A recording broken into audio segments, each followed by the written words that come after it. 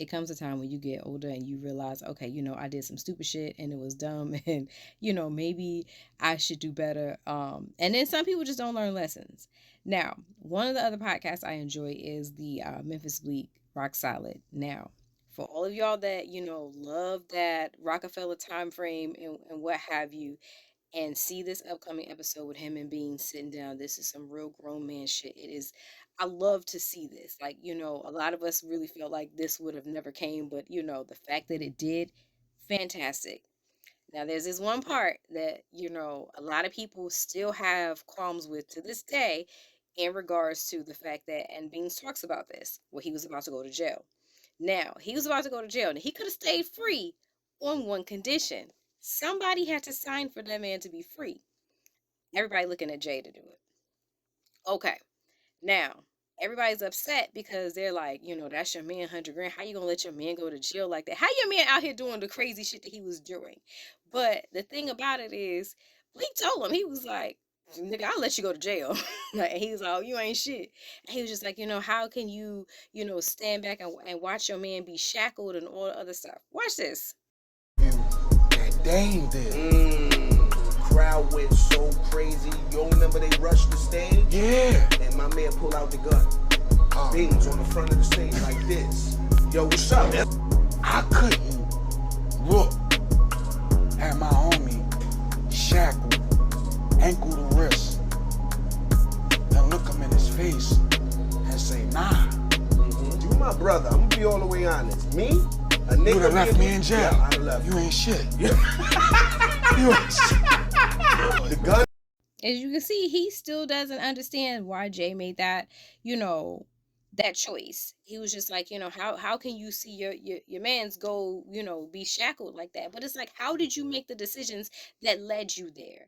And the fact that you didn't want to change, like, it took you having to sit your ass down, and even then, you still did not change because that motherfucker still went to jail after that.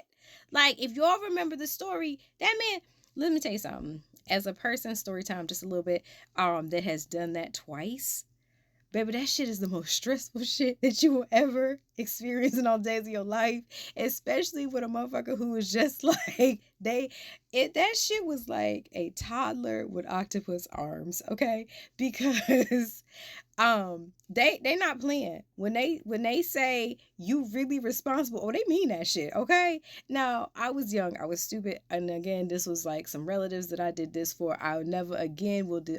No.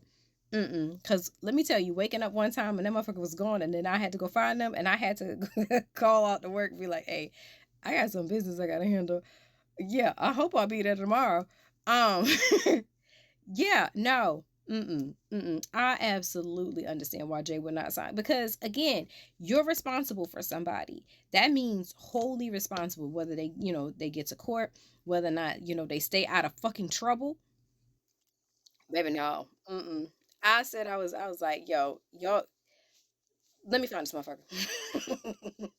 You better hope the police find you before I do, because I swear to God, oh yeah, it was some furniture moving, because absolutely not will I ever in my life. And again, when you have that much to lose, when you're really trying to move your life in a different direction, you absolutely have to put down childish things.